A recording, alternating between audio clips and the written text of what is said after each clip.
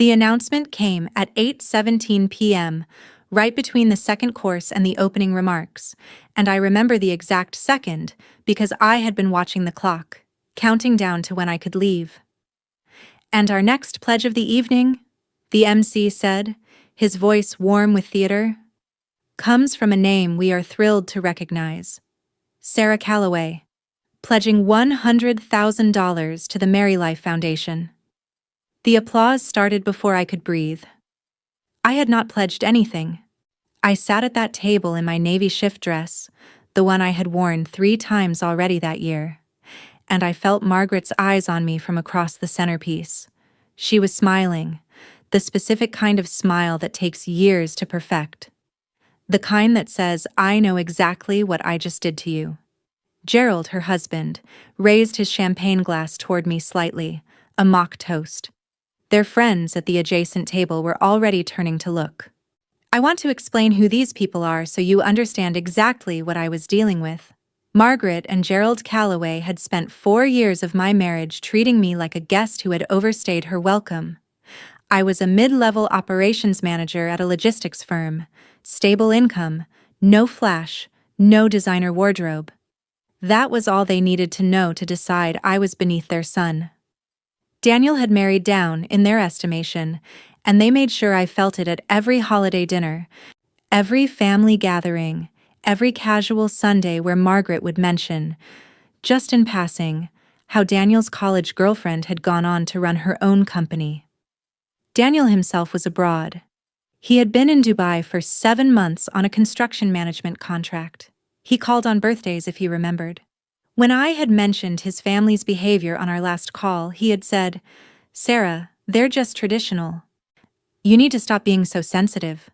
This constant dismissal from him whenever I decide to call his attention to the way his parents have been treating me is alarming, but I just have to keep enduring.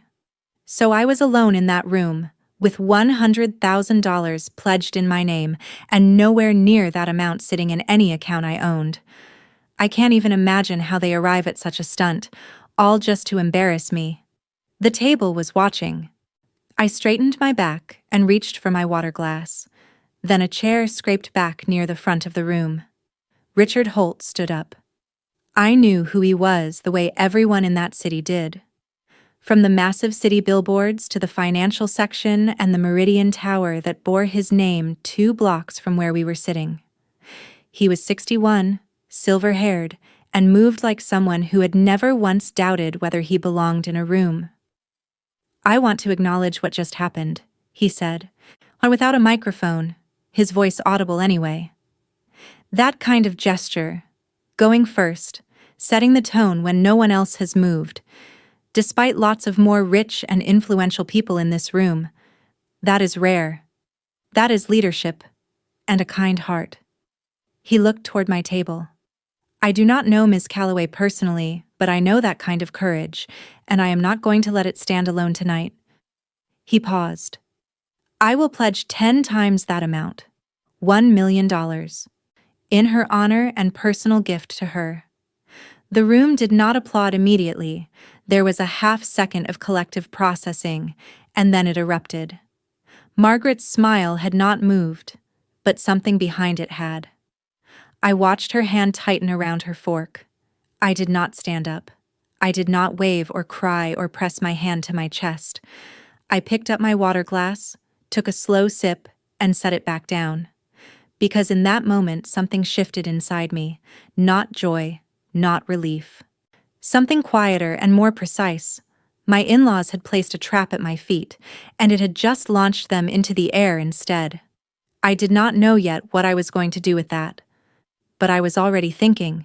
They had handed me a grenade, and they had no idea it had already gone off in their hands. I was the highlight of the day. All my efforts not to take credit for this turn abortive. People swam around me. Some wanted to take a selfie. Others invited me for an interview, while some just wanted to connect. I tried to reach out to Richard to clear the air, but it was not just working, so I had to live in the moment while my in-law eyes bore into me, as they could not believe what was unfolding. 3 days passed before Margaret called. Not to apologize and never not to explain. I had not expected either, so I was not disappointed. "We need to talk about the optics of what happened," she said, her tone the same one she used when telling caterers they had arranged the flowers incorrectly. "People are asking questions, Sarah, about how this was possible, about whether you coordinated to deceive the public and gained Richard Holt's admiration in the process." I said nothing. "If it comes out that this was some kind of staged performance," she continued, "that you manipulated a public moment using a charity event without having the set amount, that is fraud, big-time deceit and fraud. That is a reputation issue, for all of us." There it was. Not a concern. A threat wearing the costume of one. As if she wasn't the one that set me up with the aim to embarrass me, now that it turned out not the way she expected. She suddenly cares. How shameless. She gave me 48 hours to transfer $600,000 into Gerald's business account. In exchange, they would let it slide. If I did not, she would contact a journalist she knew personally and frame the entire gala as a coordinated con. Richard Holt deceived. Charity donors misled. Sarah Calloway at the center of it. I hung up without responding. The last thing I wanted to be is a victim of their manipulation. I just can't. I sat in my kitchen for a long time after that, and I want you to understand the position I was in. My husband's family had publicly pledged money in my name to embarrass me. The plan had accidentally generated $1 million donation I had nothing to do with, and now they wanted payment to hide the scheme they had created.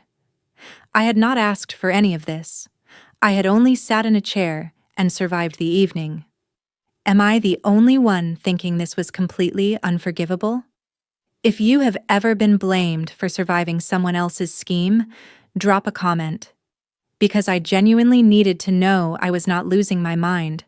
I was not going to pay them. That was never a real option. But I also knew that calling a journalist myself, or posting anything publicly, would look reactive, emotional. The kind of move they could spin. So I did what I do when a logistics problem has too many moving parts. I went back to the source. Richard Holt usually arrived at the Tech Holt's Tower at 7:42 every morning. I found that detail in a profile piece from 2 years prior. A creature of precise routine, the journalist had written, saying in a tone that was meant to be flattering. I had underlined it then. I arrived at 7:15 and stood near the building entrance, not pacing, not rehearsing out loud. I had already rehearsed everything internally, on the drive over, 3 times exactly. I knew what I was going to say, and in what order. I knew which facts mattered, and which ones made me sound like I was asking for sympathy rather than resolution. When his car pulled up and he stepped out, flanked by 2 staff members, moving with that same settled authority from the gala, I stepped forward before I could think too hard about it. "Mr. Holt, my name is Sarah Calloway. I have 3 minutes of information you need to hear before anyone else tells you a version of it." He stopped, looked at me. Then, surprisingly, he nodded. We stood in the lobby of the tower, off to one side while his staff waited near the elevators, and I told him everything, well detailed. The original pledge had not come from me. My in-laws had arranged it without my knowledge, specifically to expose what they assumed was my financial inadequacy in front of a room full of people who mattered to them. His response, the $1 million counterpledge to me, had been genuine and generous, and I was not there to diminish it. But he deserved to know that the moment he had honored had been manufactured as a weapon against me. And now the same people who manufactured it were threatening to call him a victim of fraud unless I paid them to stay quiet. Richard Holt listened without interrupting. That alone told me something about him. When I finished, he was quiet for 4 seconds. Then he said, "What is the name of the family's company?" I told him. Callaway Marsh Holdings, Gerald's firm. 30 years old, mid-size commercial real estate, with 2 contracts currently in discussions with a Holt subsidiary. He took out his phone, made one call, and said 6 words to whoever answered. "Pull everything on Callaway Marsh. Call me back." Within 48 hours, his compliance team had flagged what his subsidiary negotiators had apparently already been uneasy about: a pattern of inflated project valuations and undisclosed third-party referral payments buried in the contract structures. Nothing that had triggered a formal review yet, but enough. The partnership discussions were suspended immediately, pending a full audit. Mr. Richard was straightforward. The people that could do this ain't trustworthy, and he surely found evidence to back up his actions. Gerald received the notification through his attorney. The same week, Richard's foundation director reached out to me directly. They needed an operations consultant to manage a new grant distribution initiative, a 12-month contract, structured properly, with my firm. It was not charity, and it was a rate I had earned and terms I had negotiated. Daniel called on a Thursday. His parents had told him I had sabotaged his father's business deal. His voice carried that familiar edge, the one that always preceded him explaining to me why his family's feelings were more reasonable than mine. I let him finish. Then I told him I had retained a family law attorney, that I would be filing for legal separation, and that I wished him well in Dubai. He called back twice. I did not answer. It is high time he stops dictating my life, White. He is away bawling overseas and expects me to condone numerous disrespect from his parents. Margaret sent one final message 2 weeks later. Long, single paragraph, no punctuation. The kind of message that is more pressure release than communication. I read it once. I did not reply. I had stopped operating in the frequency where their noise could reach me. Here is what I know now. The in-laws had spent years betting that my silence was weakness. In what they had never accounted for was that I was only silent because I had not yet needed to speak. The moment I did, one conversation in a lobby changed everything. Not because I was lucky, but because I had told the truth to the right person without flinching. Funny how their supposed embarrassing moments for me now ended up taking me to the limelight, giving me connections I never expected while revealing the kind of person they are. And of course, they paid the price in full. They had handed me a grenade. It just took me a few days to throw it back. Thanks for listening to the end. If you have ever been set up to fail by the very people who were supposed to support you, remember this. Silence is not always submission. Sometimes it is strategy. And the moment you stop asking for their approval is the moment you stop being at their mercy. Don't forget to like and subscribe for more stories about betrayal, quiet strength, and the justice that finds you when you stop chasing it.